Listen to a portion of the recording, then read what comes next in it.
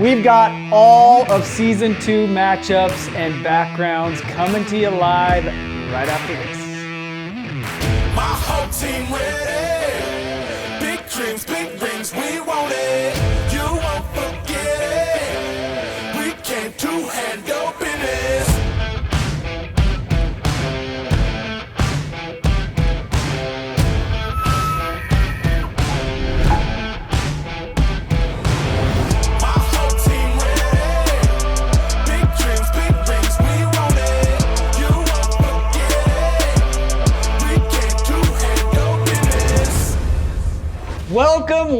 Welcome to Leupold's Hunt Warz TV show where everyday hunters are the stars. It's Will and Troy back again talking about season 2. Will, we're like a week out. We're ready to roll. We're gonna break down a few of the matchups tonight for you guys. Will, kind of talk to us a little bit about this first matchup with the antelope. First up, we have Team Utah versus the Flatlanders in our speed goat round. This is going to be a fun hunt in New Mexico chasing antelope. The season down there is only 3 days, so tacking on 1 day to scout, they only have 4 total days to find the biggest, most mature buck they can. The thing I love about this matchup is neither guy hunting has ever taken an antelope. We've got a couple first timers coming to New Mexico. That's gonna be really fun to watch those guys. Yep, and Team Utah with Sean Burton as the spotter and Evan Shimborek as the shooter has some experience hunting out west. Evan is relatively new to hunting, so it should be fun to be there when he shoots his first antelope. Yeah, it's always exciting when a guy takes his first antelope or first species, so we're excited to be there. And then you've got the Flatlanders. Tell us a little bit about Jake. So Team Flatlanders is Jacob Johnson, a retired vet from Iowa, will be the shooter, and Justin Trees, his good friend, coming out to spot.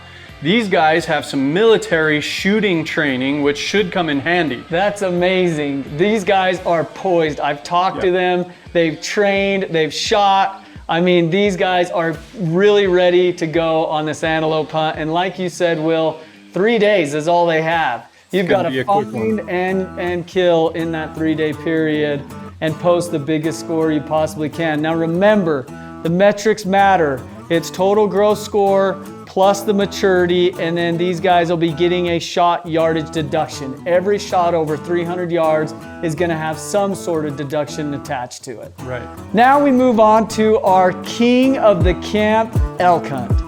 There's nothing like screaming bulls in the rut and chasing them with archery equipment. We've got an amazing matchup brewing out west here with 4 teams in our king of the camp elk hunt. These guys will be using Phelps game calls and have been on a 1-a-week call with Joe from the Elk Bros talking about different tactics and different strategies and how to call that they have really put in the time. And I will tell you this, if you're an experienced guy or a non-experienced guy, you should go and sign up for the Elk Bros course. These guys are amazing and they know their stuff.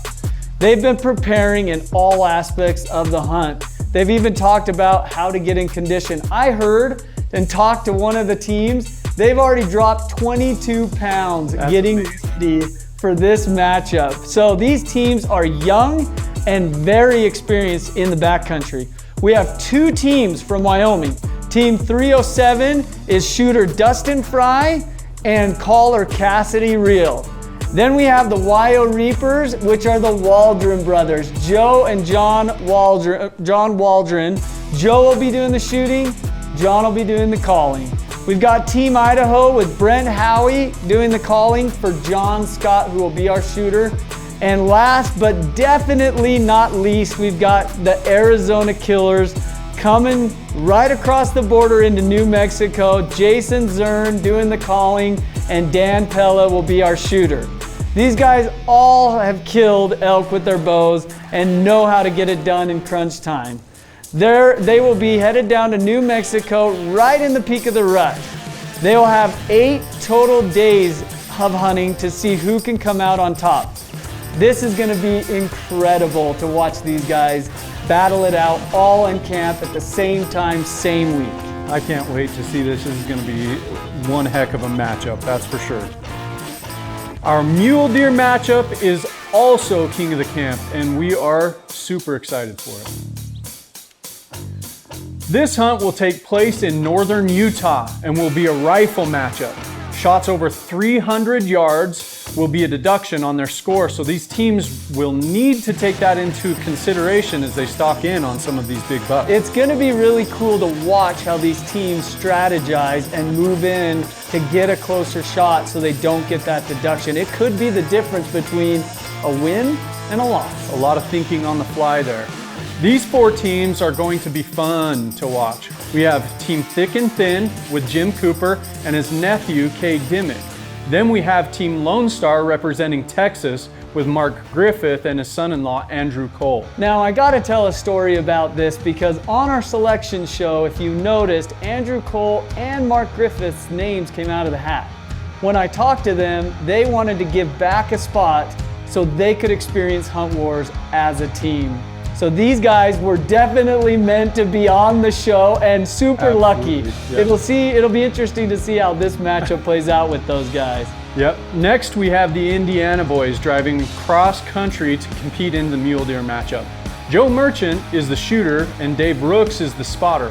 Our last team is the very first here on Hunt Warz. And I've got to talk a little bit about this last team. You've got Dave Abbott, who's a father.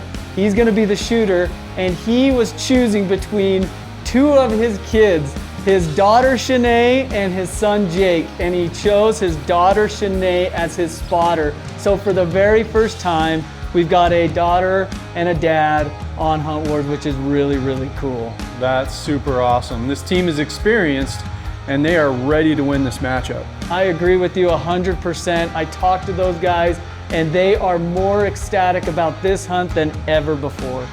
The whitetail matchup is going to be awesome, chasing giant bucks in the rut in Illinois.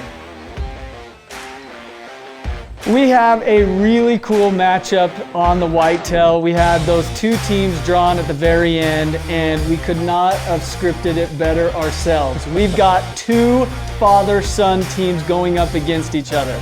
Jared and Brian Jacobson versus Cole and Tim Gilquist, Cole Braden and Tim Gilquist. This is a father-son versus father-son, and that's what hunting's all about, to watch these 2 generations go head-to-head. Absolutely, I love that.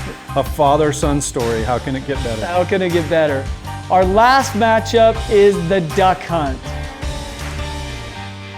I think this could be one of the most fun hunts that we do in season 2. It's looking like it's gonna actually pan out to be a duck-goose combo hunt in Arkansas. Really? Which we're really excited about. And the reason being is each species has a point value.